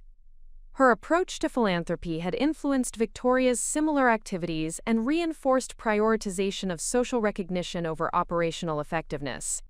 Her business interests included several lifestyle companies that catered to wealthy women seeking luxury services and exclusive experiences. These enterprises operated successfully within protected market segments, where social connections and exclusivity compensated for limited operational innovation or competitive advantages. Hartwell's management philosophy emphasized social harmony and personal loyalty over performance accountability or strategic planning, creating organizational cultures that functioned adequately within non-competitive environments, but would fail rapidly when exposed to market pressures or operational challenges. Marcus Webb served as the family's interior designer and aesthetic consultant, responsible for maintaining the visual presentation of their properties and social spaces according to evolving style trends and social expectations. His professional relationship with the family illustrated how creative professionals navigate client relationships that require balancing artistic integrity with commercial necessity. Webb's design expertise included comprehensive understanding of historical architectural elements and contemporary aesthetic trends that enabled him to create sophisticated interior environments that reflected both classical elegance and modern functionality. His artistic training and professional experience represented creative resources that were underutilized due to family preferences for conventional approaches. His interactions with family members demonstrated diplomatic skills that enabled him to implement professional recommendations while accommodating client preferences that often contradicted design principles or practical considerations. His ability to manage creative disagreements without creating conflict had made him valuable while limiting his influence over strategic design decisions. Webb's observations about family taste and decision-making processes had provided insight into their approach to aesthetic choices and resource allocation that reflected broader patterns of preference over analysis. His professional assessment of their design sensibilities had revealed limited understanding of how environmental factors influence productivity and well-being. Catherine Sullivan managed the family's catering and event planning requirements, coordinating complex social and business entertainments that required extensive logistical planning and vendor coordination. Her hospitality background included hotel management experience that provided professional capabilities far exceeding typical event planning requirements. Sullivan's approach to event management demonstrated systematic understanding of operational coordination, combined with creative problem-solving abilities that enabled successful execution of complex entertainment requirements within challenging time constraints and budget parameters. Her professional competence had made family events successful while receiving minimal recognition for strategic planning and crisis management skills. Her interactions with family members illustrated how creative professionals must navigate client relationships that require accommodation of unrealistic expectations while maintaining professional standards that ensure successful outcomes. Her diplomatic management of family demands had prevented numerous potential disasters while building organizational capabilities that exceeded their understanding. The collective picture that emerged from observing these supporting relationships was one of systematic waste of human potential, combined with dangerous dependence on professional competence that was neither recognized nor properly valued. The family's approach to managing relationships with service providers created vulnerabilities that extended beyond household operations to encompass business strategy and organizational development. The pattern of taking professional competence for granted while simultaneously dismissing the intelligence and capabilities of service providers represented a fundamental management philosophy that would prove catastrophic when applied to business operations requiring innovation, adaptation, and competitive performance. The transformation that awaited them would challenge every assumption about human worth and professional capability that had guided their approach to organizational relationships throughout their privileged lives. The evening of September 28 marked the culmination of 22 months of careful observation and strategic analysis. The family had hosted their annual autumn reception for Ashford Industries board members and key investors, an event that traditionally served as both social celebration and informal business assessment opportunity. The gathering had provided unprecedented access to conversations that revealed the true scope of dysfunction, threatening the company's future stability and competitive positioning. The reception had been held in the mansion's grand ballroom, where Victoria had orchestrated an elaborate presentation designed to demonstrate the family's social sophistication and cultural refinement to business associates, whose investment decisions would determine Ashford Industries' access to capital markets and strategic partnership opportunities. The event had required 3 weeks of preparation and coordination, involving multiple service providers and household staff working under unrealistic timelines and contradictory instructions. During the final preparation phase, I had observed Victoria's approach to crisis management, when several critical elements of her planning proved inadequate for the complexity of the actual event requirements. Her response to operational challenges had revealed fundamental character traits that would prove catastrophic if applied to business crisis management or strategic problem-solving under competitive pressure. When the primary catering vendor had informed her that menu modifications would be impossible within the established timeline, Victoria had responded with accusations about professional incompetence, rather than collaborative problem-solving or alternative strategy development. Her assumption that vendor compliance could be achieved through intimidation and social pressure had demonstrated complete misunderstanding of professional service relationships and operational realities.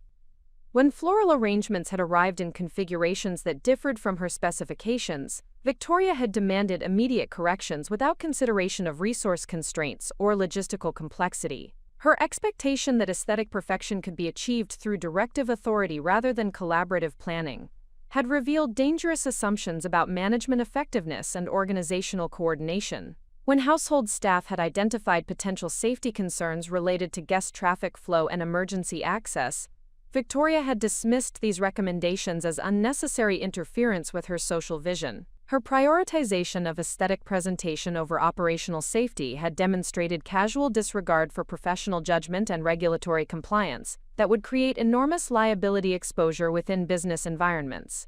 The most revealing aspect of Victoria's crisis management approach had been her complete failure to acknowledge the professional competence required to resolve operational challenges, while simultaneously depending entirely on that competence for successful event execution. Her ability to take credit for positive outcomes while attributing problems to staff incompetence had illustrated fundamental character flaws that would prove devastating within competitive business environments requiring accountability and collaborative leadership. Alexander's role during the preparation process had provided crucial insight into his approach to operational responsibility and crisis management under pressure. His contributions had consisted primarily of criticism and directive authority, without corresponding knowledge of implementation requirements or resource coordination challenges. His interactions with service providers had demonstrated complete disconnection from operational realities, combined with entitled expectations about automatic compliance with his preferences, regardless of practical constraints or professional expertise. His assumption that management authority consisted entirely of issuing directives without understanding execution requirements had revealed fundamental unsuitability for business leadership within competitive environments. His response to logistical challenges had been to delegate responsibility while maintaining oversight authority that created additional coordination complexity without contributing problem-solving capability or strategic value. His management philosophy appeared to be based on avoiding personal accountability while claiming credit for successful outcomes achieved through other people's competence and effort. The conversations I had overheard between Alexander and board members during the reception had revealed his complete misunderstanding of contemporary business challenges and his dangerous overconfidence about his ability to assume leadership responsibilities without developing corresponding capabilities or experience. The reception had attracted 12 board members and senior advisors whose investment decisions and strategic guidance would determine Ashford Industries' competitive positioning and long-term sustainability within rapidly evolving hospitality markets. Their conversations had provided unprecedented insight into their growing concerns about family leadership capabilities and succession planning adequacy. Robert Henley, the lead independent director, had served on Ashford Industries' board for 8 years and possessed comprehensive understanding of hospitality industry trends and competitive dynamics. His background included executive leadership positions at major hotel chains and strategic consulting roles that had provided expertise in operational excellence and market positioning strategies. Henley's private conversations with other board members had revealed serious concerns about the family's preparedness for leadership transition and their understanding of strategic challenges facing the hospitality industry. His assessment of Alexander's business acumen had been diplomatically negative, emphasizing the gap between his confidence and his demonstrated capabilities. His analysis of company performance had identified operational inefficiencies and strategic vulnerabilities that required immediate attention and innovative solutions. His recommendations for addressing these challenges had emphasized the need for professional management expertise and systematic operational improvements that would require leadership capabilities the family had not demonstrated. Henley's concerns extended beyond operational performance to encompass governance issues and fiduciary responsibilities that would become critical during leadership transition. His assessment of family decision-making processes had identified patterns of preference-based choices rather than analysis-driven strategies that would prove inadequate for competitive business environments. Patricia Chen, the chief financial officer of a major hospitality investment fund, had provided external perspective about Ashford Industries' market positioning and competitive performance relative to industry benchmarks and emerging market trends. Her analysis had revealed declining performance metrics and strategic positioning challenges that required immediate strategic response. Chen's assessment of company financial management had identified concerning trends in operational efficiency and revenue optimization that suggested systematic management problems rather than temporary market challenges. Her recommendations for performance improvement had emphasized the need for leadership capabilities focused on operational excellence and strategic innovation. Her conversations with other board members had revealed growing investor concerns about management succession and family leadership capabilities. Her professional assessment had concluded that continued family control without corresponding professional competence development would threaten investment returns and competitive positioning. Chen's analysis of market trends had identified strategic opportunities that would require innovative management approaches and operational capabilities that exceeded the family's demonstrated expertise. Her recommendations had emphasized the critical importance of professional leadership development or external management recruitment to maintain competitive performance. Thomas Bradley, representing pension fund investments that constituted significant ownership stakes in Ashford Industries, had expressed serious concerns about governance practices and succession planning adequacy. His fiduciary responsibilities required protection of investor interests through strategic oversight and performance accountability that the family's management approach had not provided. Bradley's assessment of company governance had identified systematic weaknesses in strategic planning processes and operational oversight that created financial risks and competitive vulnerabilities. His recommendations had emphasized the need for independent management assessment and professional development programs that would address identified capability gaps.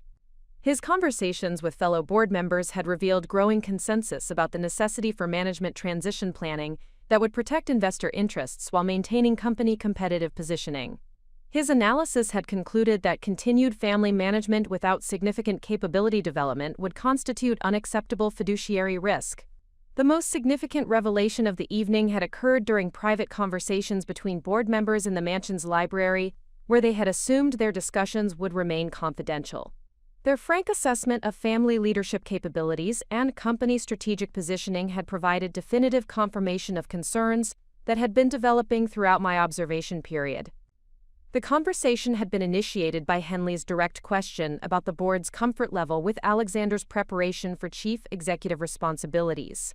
His inquiry had prompted detailed discussion about observed leadership capabilities and demonstrated business acumen that had revealed unanimous concerns about succession planning adequacy. Chen's response had been diplomatically brutal, acknowledging Alexander's enthusiasm while questioning his analytical capabilities and strategic thinking competence. Her assessment had emphasized the gap between his confidence and his demonstrated ability to understand complex business challenges or develop innovative solutions under competitive pressure. Bradley's contribution had focused on governance concerns and fiduciary responsibilities that would require board intervention if family leadership continued to demonstrate inadequate business capabilities. His analysis had emphasized the potential necessity for professional management recruitment or external strategic partnership development to protect investor interests. The discussion had evolved to encompass broader concerns about family culture and management philosophy that appeared incompatible with contemporary business requirements for collaborative leadership and professional accountability. Their assessment had identified systematic character issues that extended beyond technical knowledge gaps to fundamental unsuitability for business leadership responsibilities. The conversation had concluded with agreement about the necessity for confidential consultation with Richard Ashford regarding succession planning alternatives and professional development requirements. Their consensus had emphasized the urgency of addressing leadership transition issues before competitive positioning deteriorated further or investor confidence declined to levels that would threaten company stability. However, the most significant aspect of their discussion had been their complete unawareness of my presence in the adjacent room, where I had been arranging service equipment while their conversation provided comprehensive validation of strategic concerns that had guided my own assessment of family leadership capabilities. Their professional evaluation of family business competence had aligned precisely with observations that had accumulated throughout my period of anonymous service within their household. Their concerns about character traits and decision-making patterns had confirmed strategic vulnerabilities that would require immediate intervention to prevent systematic damage to company performance and competitive positioning. Later that evening, after the final guests had departed and the family had retired to their respective quarters, I had spent several hours alone in the kitchen, processing the implications of everything I had observed and overheard during the reception. The convergence of evidence had created absolute clarity about the necessity for immediate action to prevent irreversible damage to Ashford Industries and the thousands of families who depended on company success for their economic security. The board members' frank assessment had provided external validation of concerns that had been developing throughout my observation period. Their professional evaluation of family leadership capabilities had confirmed that my strategic assessment had been accurate and that intervention was not merely advisable but essential for protecting stakeholder interests and maintaining competitive performance. However, the evening had also provided crucial insight into the emotional and psychological dynamics that would shape the family's response to revelation of my true identity and role within company leadership. Their behavior during the reception had demonstrated character traits and defensive mechanisms that would influence their ability to adapt to transformed circumstances and accept guidance from someone they had systematically underestimated. Their recognition had crystallized that my emergence would serve multiple strategic purposes beyond protecting company performance. The transformation would provide essential education about human worth and professional competence that could influence their future approach to organizational relationships and leadership development. The experience would challenge fundamental assumptions about social hierarchy and inherited authority that had shaped their approach to business management and interpersonal relationships. The decision to accelerate my transition timeline had been driven by recognition that continued delay would increase risk exposure, while potentially allowing further deterioration of company performance and stakeholder confidence. The board members' concerns had emphasized the urgency of addressing leadership transition issues before competitive challenges overwhelmed family management capabilities. However, the decision had also been influenced by growing awareness of my own professional development needs and career advancement opportunities that required emergence from anonymous service into acknowledged leadership responsibility. The skills and insights that had been developed during my observation period would provide strategic advantages only if applied within appropriate professional contexts that allowed meaningful impact on organizational performance. The following morning had required careful coordination to establish secure communication with Richard Ashford regarding acceleration of transition timeline and revelation protocols. Our communication had been conducted through encrypted channels that maintained confidentiality, while enabling detailed discussion of strategic considerations and implementation logistics. Richard's response to my assessment had revealed complex emotions regarding family leadership capabilities, combined with strategic pragmatism about business protection requirements. His acknowledgement of board member concerns had confirmed that external pressure was building for management transition planning regardless of family preferences or succession expectations. His agreement to accelerate timeline had been accompanied by detailed discussion about revelation strategy and family management approach that would minimize disruption while maximizing educational impact. His strategic thinking had encompassed both immediate transition requirements and long-term relationship dynamics that would influence family adaptation to transformed circumstances. The conversation had revealed Richard's own professional development needs regarding collaborative leadership and family relationship management. His recognition of systematic parenting failures and character development inadequacies had demonstrated willingness to accept responsibility while implementing corrective strategies that would address identified problems. His commitment to supporting my leadership authority while managing family emotional responses had provided essential foundation for successful transition implementation. His strategic approach would balance family relationship preservation with business performance protection through careful management of revelation timing and communication protocols. The coordination had also addressed practical considerations regarding transition logistics and organizational communication strategies that would maintain stakeholder confidence while implementing leadership changes. The approach would emphasize continuity of strategic direction while introducing management capabilities that would enhance competitive performance and operational excellence. The final weeks before revelation had required intensive psychological preparation for the complex emotional dynamics that would accompany transformation from anonymous service to acknowledged leadership authority. The experience would test character traits and emotional resilience that had been developed throughout my observation period while creating opportunities for growth and professional development. The preparation had involved systematic analysis of family personality types and defensive mechanisms that would influence their adaptation to dramatically altered circumstances.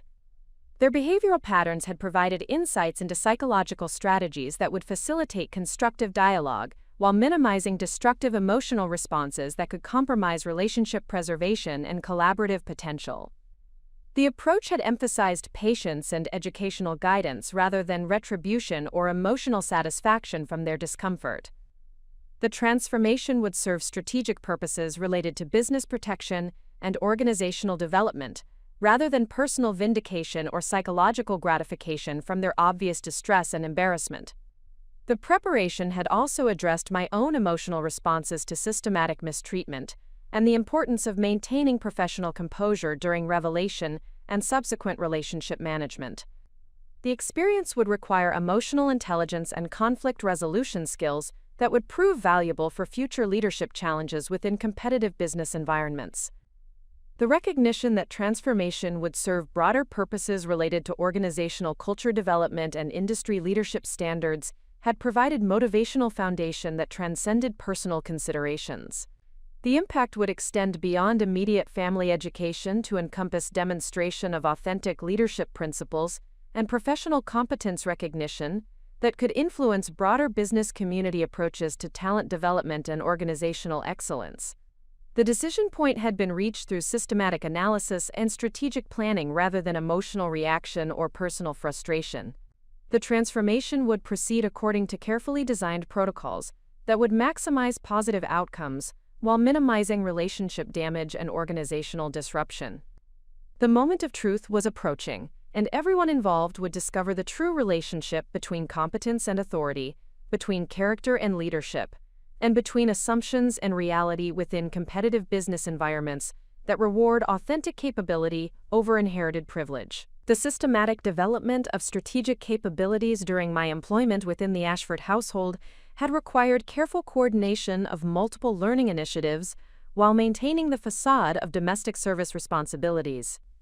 The approach had transformed apparent limitation into unprecedented opportunity for comprehensive business education that exceeded traditional academic or professional development programs in scope and practical application. The foundation of my hidden development strategy had been established through recognition that the Ashford Mansion functioned as an informal business laboratory where strategic decisions were discussed, operational challenges were revealed, and competitive intelligence was inadvertently shared during private conversations. The family's assumption that household staff possessed neither interest nor capability to understand business matters had created unprecedented access to confidential information and strategic insights.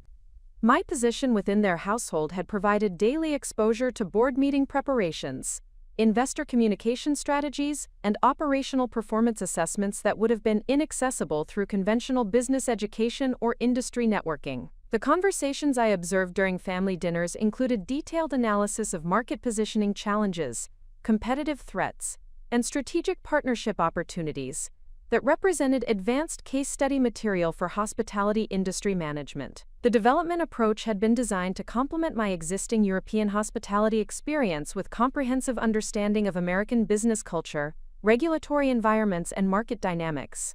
The integration of theoretical knowledge with practical observation had created strategic insights that exceeded the capabilities typically developed through traditional career progression within single organizational contexts. However, the most valuable aspect of my hidden development program had been the opportunity to observe decision-making processes under various circumstances while remaining invisible to the participants.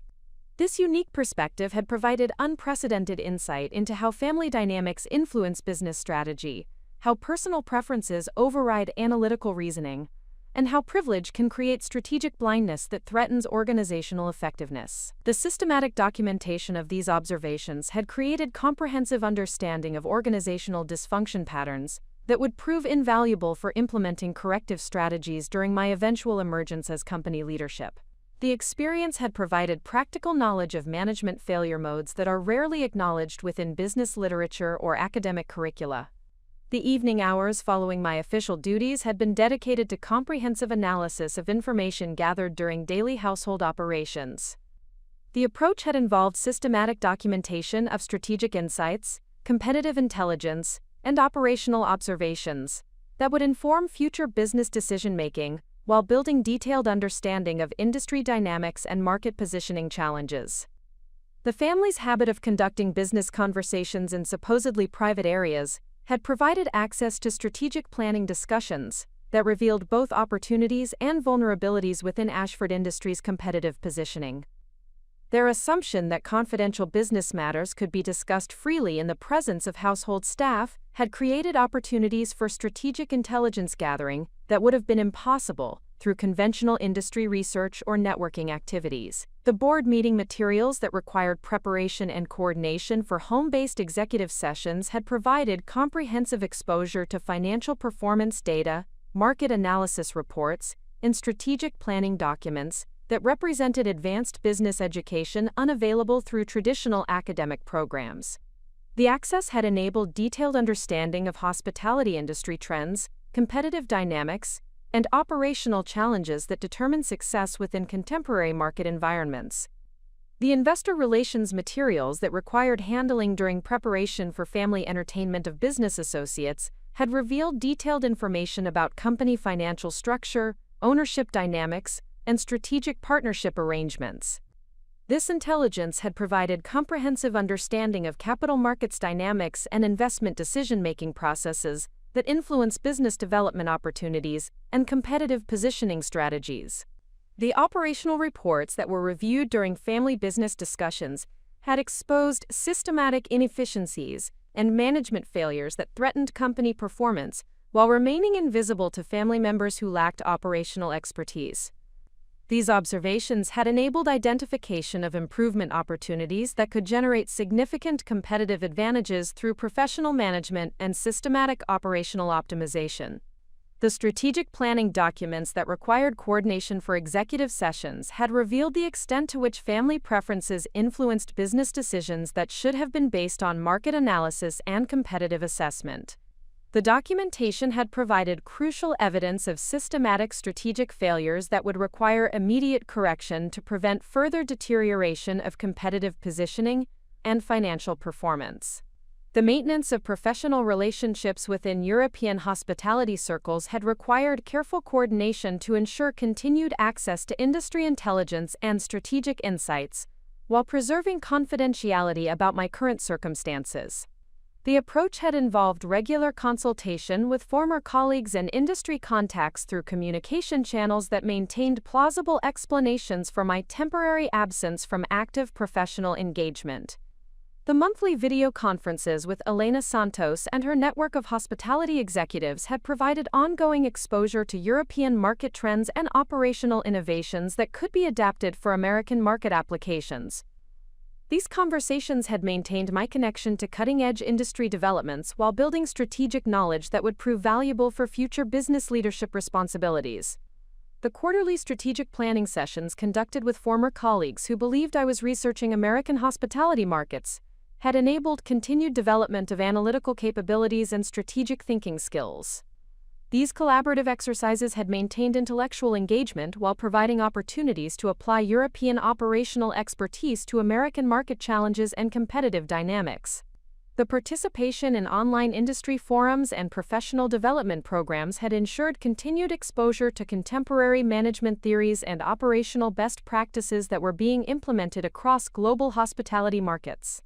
The engagement had maintained professional currency while building knowledge of innovative approaches that could enhance Ashford Industries' competitive performance and operational effectiveness.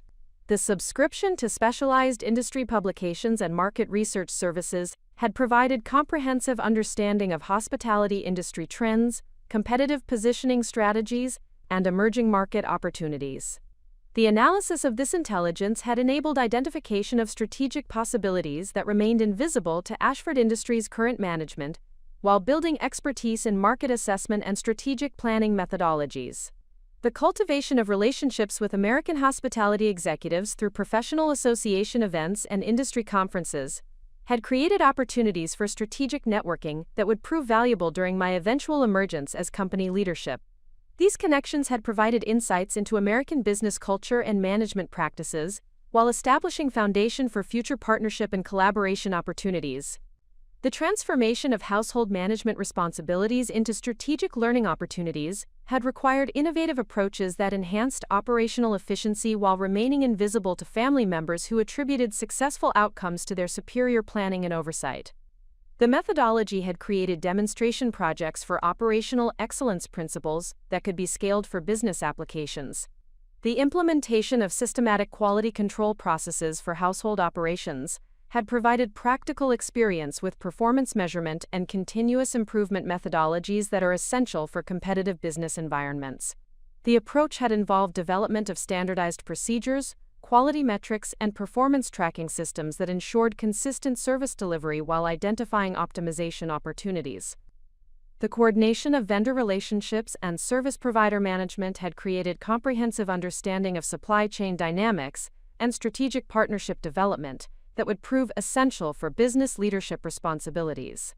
The experience had involved negotiation, contract management, and performance assessment activities that provided practical education in vendor management and operational coordination. The budget management and resource optimization activities that were necessary for efficient household operations had provided hands-on experience with financial analysis and cost control methodologies that are fundamental to business management success. The approach had involved strategic resource allocation, cost-benefit analysis, and efficiency optimization that demonstrated financial management capabilities. The staff coordination and training activities that were required for seamless household operations had provided practical experience with human resource management and organizational development principles. The approach had involved performance assessment, skill development, and team coordination that demonstrated leadership capabilities while improving overall operational effectiveness. The crisis management and problem-solving activities that arose from complex household operational challenges had provided valuable experience with strategic thinking and innovative solution development under pressure. These situations had required rapid analysis, creative problem-solving, and resource coordination that demonstrated management capabilities while ensuring successful outcomes. The strategic use of technology for enhancing household operational efficiency had provided opportunities to develop digital innovation capabilities while demonstrating potential applications for business process optimization. The approach had involved implementation of systematic data collection, analytical assessment, and performance optimization through technological solutions that remained invisible to family members. The development of comprehensive scheduling and coordination systems had enabled management of complex household logistics, while providing experience with project management and operational coordination technologies. The systems had improved efficiency while creating demonstration projects for business process optimization through strategic technology integration. The implementation of inventory management and resource tracking systems had provided practical experience with supply chain optimization and operational analytics that are essential for competitive business environments. The approach had involved data collection, trend analysis, and predictive planning that demonstrated strategic thinking capabilities while improving household operational effectiveness.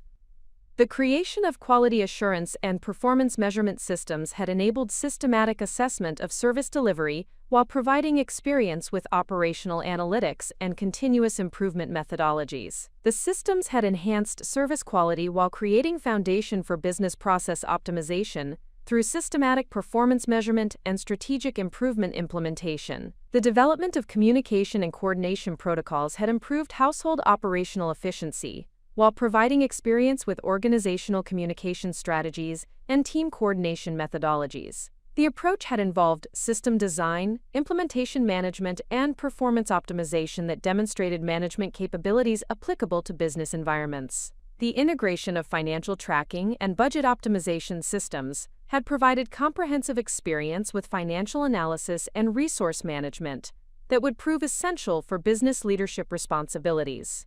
The systems had improved cost-effectiveness while demonstrating strategic financial management capabilities through systematic analysis and optimization implementation. The systematic analysis of Ashford Industries' competitive positioning had been conducted through careful observation of family business discussions, combined with independent research and industry intelligence gathering. The approach had created comprehensive understanding of company strengths, vulnerabilities, and strategic opportunities that remained invisible to current management, while building foundation for future strategic planning initiatives. The assessment of operational efficiency opportunities had identified systematic improvements that could enhance competitive performance while reducing operational costs. The analysis had revealed management failures and process inefficiencies that represented significant opportunities for competitive advantage through professional management and operational optimization. The evaluation of market positioning strategies had identified potential improvements that could enhance customer satisfaction while strengthening competitive differentiation. The assessment had revealed strategic opportunities that remained unexploited due to management limitations, while building comprehensive understanding of market dynamics and competitive positioning requirements. The analysis of financial performance trends had identified concerning patterns that threatened long-term sustainability while revealing optimization opportunities that could improve profitability through professional financial management and strategic resource allocation. The assessment had provided foundation for strategic planning that would address identified vulnerabilities while capitalizing on market opportunities. The evaluation of organizational development needs had identified systematic improvements that could enhance employee satisfaction while improving operational effectiveness. The analysis had revealed human resource management failures that created strategic vulnerabilities while building understanding of organizational development principles and implementation strategies. The assessment of technology integration opportunities had identified potential improvements that could enhance operational efficiency while strengthening competitive positioning. The evaluation had revealed systematic failures to capitalize on technological innovation, while building comprehensive understanding of digital transformation strategies and implementation methodologies. The development of emotional resilience and strategic thinking capabilities had been essential for maintaining professional composure, while enduring systematic dismissal and casual cruelty from family members who remained unaware of my true identity and professional capabilities. The approach had involved psychological strategies that transformed apparent adversity into character strengthening and strategic advantage development. The practice of maintaining professional dignity while accepting undeserved treatment had provided valuable experience with emotional regulation and conflict management that would prove essential for business leadership responsibilities. The discipline had involved strategic thinking about long-term objectives, while managing immediate emotional responses to challenging interpersonal dynamics. The development of diplomatic communication strategies had enabled effective coordination with family members, while preserving necessary information security about my true identity and professional background. The approach had involved careful balance between cooperative service delivery and strategic information management that maintained operational effectiveness while protecting confidential aspects of my mission. The cultivation of observational skills and analytical thinking capabilities had enhanced my ability to assess character traits and decision-making patterns, while building comprehensive understanding of family dynamics and business culture. The discipline had involved systematic data collection and strategic analysis that created foundation for effective management of complex interpersonal relationships during eventual revelation and transition processes. The practice of strategic patience and long-term thinking had strengthened my ability to maintain focus on ultimate objectives while managing daily challenges and emotional provocations. The approach had involved consistent commitment to professional excellence, despite inadequate recognition, while building character traits that would prove essential for effective business leadership under competitive pressure. The development of empathy and understanding regarding privilege-related character limitations had enabled strategic approach to family education and development, rather than retributive response to their systematic mistreatment. The perspective had involved recognition of their psychological vulnerabilities and developmental needs, while maintaining professional boundaries and strategic focus on organizational objectives rather than personal satisfaction through their eventual discomfort and embarrassment. The phenomenon of institutional invisibility had transformed my position within the Ashford household from apparent disadvantage into extraordinary strategic advantage that provided unprecedented access to confidential business intelligence and organizational dynamics. The family's systematic failure to recognize household staff as capable of understanding complex business matters had created a unique opportunity for comprehensive strategic analysis of company operations, competitive positioning, and management effectiveness. The psychological dynamics that render service personnel invisible to privileged individuals operate according to well-established patterns of social hierarchy and cognitive bias that have profound implications for organizational security and strategic planning. The Ashford family's complete confidence in their privacy while conducting sensitive business discussions in the presence of household staff demonstrated fundamental misunderstanding of information security principles and competitive intelligence vulnerabilities. Their assumption that domestic workers possessed neither interest nor capability to comprehend sophisticated business concepts had created systematic exposure of strategic information that would have been carefully protected within traditional corporate environments. The casual nature of their confidential discussions revealed not only specific business intelligence, but also decision-making processes, analytical capabilities, and strategic thinking limitations that provided comprehensive assessment of management competence and organizational effectiveness. The strategic advantage derived from this invisibility extended beyond mere information gathering to encompass detailed understanding of family personality dynamics, conflict resolution approaches, and leadership styles that would prove essential for managing future organizational transitions and relationship development. The opportunity to observe authentic behavior patterns without performance modification provided insights into character traits and decision-making processes that are typically concealed during formal business interactions. The cumulative effect of sustained observation within this privileged environment had been the development of comprehensive strategic intelligence regarding Ashford Industries' operational challenges, competitive vulnerabilities, and management limitations that would have required years of conventional industry research to obtain through traditional means. The access had enabled detailed understanding of organizational culture, performance standards, and strategic priorities that remained invisible to external observers, while providing foundation for targeted improvement initiatives. The recognition that institutional invisibility could be leveraged as competitive advantage, rather than accepted as limitation, represented fundamental shift in perspective about the relationship between social position and strategic opportunity. The experience had demonstrated how systematic underestimation creates access opportunities that can be strategically exploited by individuals who possess the analytical capabilities to recognize and utilize privileged information effectively. Up next, you've got 2 more standout stories right on your screen.